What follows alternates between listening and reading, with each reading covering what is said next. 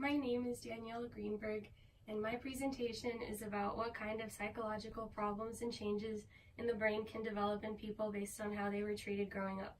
I'm interested in this topic because I believe that one's upbringing plays a big role in their psychological health as adults, and I want to find out if certain psychological issues are caused by how children are raised and treated. This topic addresses the biology of affect, cognition, and behavior, touches on a few psychological disorders, personality, and emotion and motivation. These are the resources I used. The first resource was found on Google Scholar, and I know this is valid because it is a scientific study.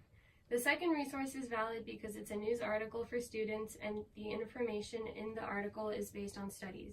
The third resource was published by the Center for Treatment of Anxiety and Mood Disorders.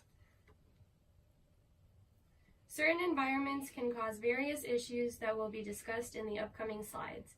The following skit shows an example of a strict, unsupportive, and insensitive interaction between a kid and their parent. Here is an example of a child being treated poorly. Hey, Mom and Dad, how are you guys doing? Hi, son. How'd you do on your test?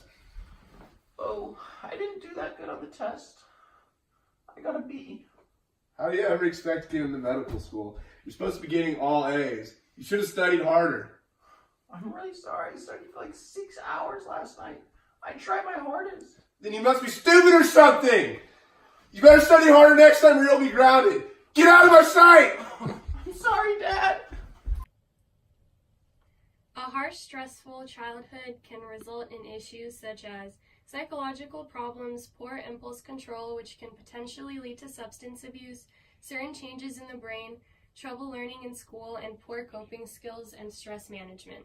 I will be focusing on some psychological problems and changes in the brain. A big psychological issue that can arise in children is that they learn to internalize their emotions because their feelings were always invalidated by their family. This makes it hard to cope with stress, make decisions, and stay motivated. It can also bring down self-confidence and self-esteem, especially if as kids they were always told that they're not good enough or their emotions were wrong. Apart from psychological issues, there are also physical changes in the brain that can occur from harsh childhood environments. There was a study done in England where scientists studied about 500 boys from when they were born until they were young adults. They interviewed their moms throughout their lives about what kind of environment they were raised in and whether there were a lot of stressful factors.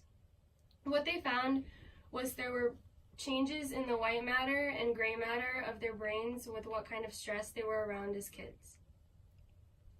So what is white matter and gray matter? White matter is the brain's subway system. It connects the areas of gray matter for messages to travel through quicker. Gray matter is what sends signals out and processes information. A more stressful environment, especially before the age of 6, can result in anxiety and depression.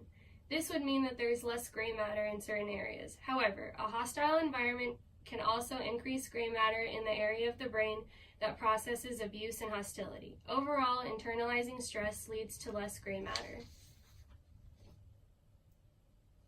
Here is an example of a kind, supportive environment. Hey, Dad, how you doing? Hey, Rafi kiddo, how you doing today? I'm doing great, Dad. How'd you do on your test? That was, not so good. I only got a B. B's get degrees. Way to kill it, son!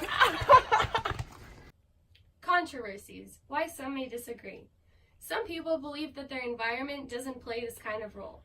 Some believe biology is what makes them who they are and that they have control over their own psychological health. Some people also believe that they are their own cause for all these issues and it is all internal conflict rather than the environment affecting them. In conclusion, a supportive environment growing up causes more positive traits such as more emotional stability, confidence, motivation, and better impulse control. A hostile environment may cause anxiety and depression, lack of coping skills, low self-esteem and confidence, and physical changes in the brain. Thanks for watching and listening.